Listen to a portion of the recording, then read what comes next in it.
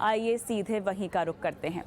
जब भारत अपनी आजादी का अमृत महोत्सव मना रहा है,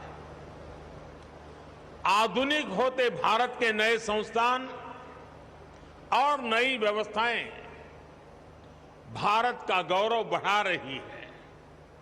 आज गिफ्ट सिटी में international financial services centre authority IFSCA headquarters building का शिलान्यास किया गया है। मुझे विश्वास है ये भवन अपने आर्किटेक्चर में जितना भव्य होगा उतना ही भारत को आर्थिक महाशक्ति बनाने के असीमित अवसर भी खड़े करेगा। IFSCA एक एनेबलर भी बनेगा, इनोवेशन को सपोर्ट करेगा और इस सब के साथ ग्रोथ अपॉर्चुनिटीज के लिए एक कैटालिस्ट का काम भी करेगा। गिफ्ट सिटी में NSE, IFSC, SGX कनेक्ट की लॉन्चिंग के जरिए आज ये शुरुआत हो रही है। साथियों, आज इंडिया इंटरनेशनल बुलियन एक्सचेंज उसको भी लॉन्च किया गया है। न्यू डेवलपमेंट बैंक के Indian original office, 3 foreign banks और 4 international trade financing service platform, इन सब के साथ अनेक महत्वपूर्ण पड़ावों को आज हमने पार किया है। इनसे 130 करोड़ देशवासियों के सामर्थ्य को आधुनिक वैश्विक अर्थव्यवस्था से जुड़ने में और मदद मिलेगी। भारत अब USA, UK और सिंगापुर जैसे दुनिया के उन देशों की कतार में खड़ा हो रहा है जहां से ग्लोबल फाइनेंस को दिशा दी जाती है। मैं इस अवसर पर आप सभी को और सभी देशवासियों को अनेक अनेक बधाई देता हूं। मैं विशेष रूप से सिंगापुर के अपने साथियों का भी अभिनंदन करता हूं, जिनके सहयोग से दोनों देशों के लिए संभावनाओं के आयाम खुल रहे हैं।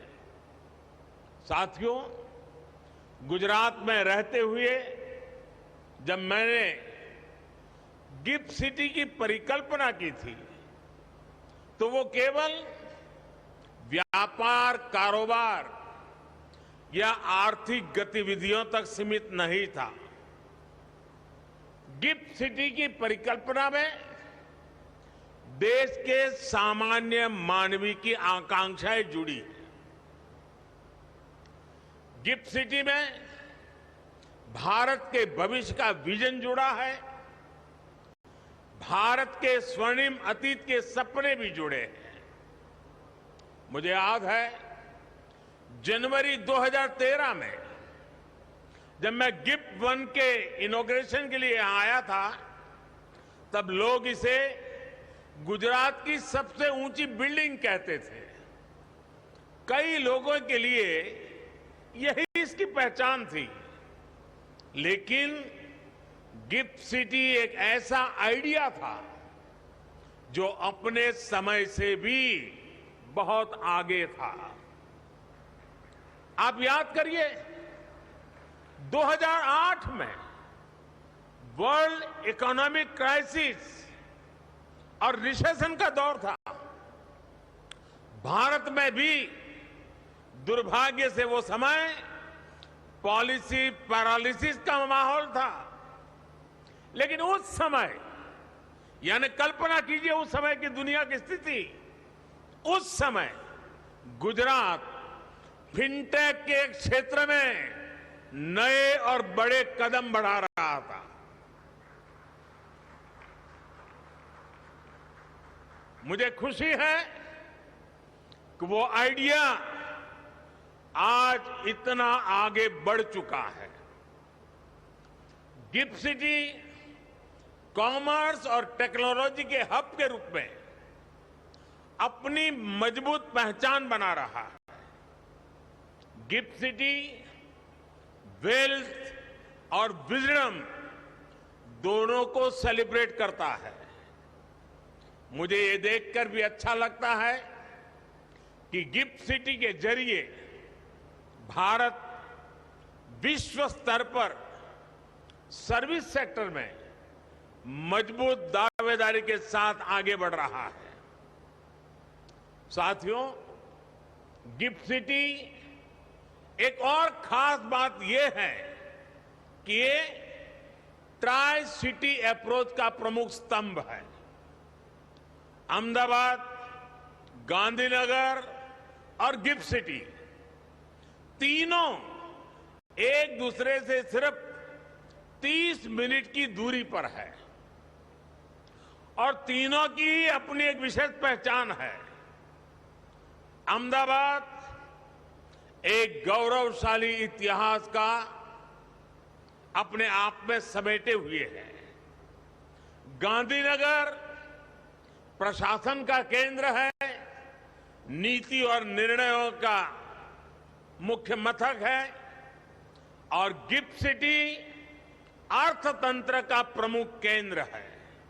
यानी अगर आप इन तीनों में से किसी भी शहर में जाते हैं तो पास, प्रेजेंट या फ्यूचर से सिर्फ 30 मिनट की दूरी पर है।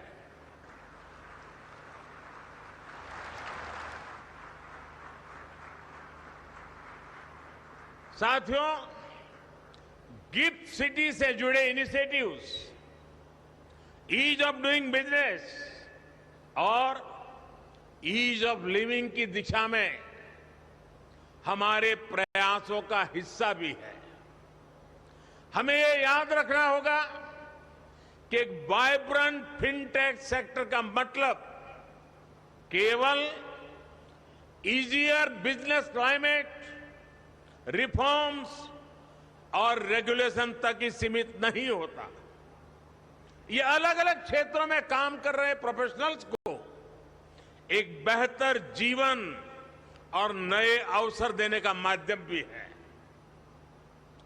गिफ्ट सिटी एक ऐसी जगह बन रहा है जहां से नए नए आइडियाज निकल रहे हैं, वेल्थ क्रिएशन हो रहा है और दुनिया के सबसे बेहतर माइंड्स आकर यहां सीख रहे हैं, ग्रो कर रहे हैं। यानी गिफ्ट सिटी एक तरह से भारत के पुराने आर्थिक गौरव को प्राप्त करने का भी एक माध्यम बन रहा है। यहां इंडस्ट्री के जो दिग्गज है वो जानते हैं कि भारत के लोग सैकड़ों वर्षों से व्यापार और व्यवसाय के लिए पूरी दुनिया में जाते रहे हैं।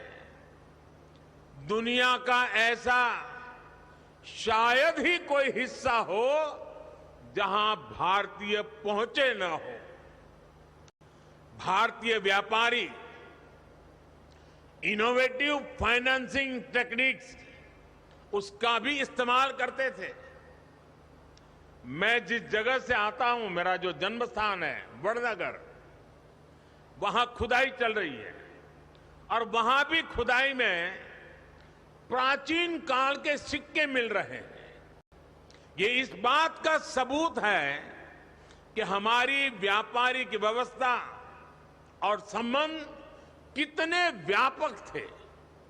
लेकिन आजादी के बाद हम खुद ही अपनी विरासत को, अपनी इस ताकत को पहचानने से कतराने लग गए।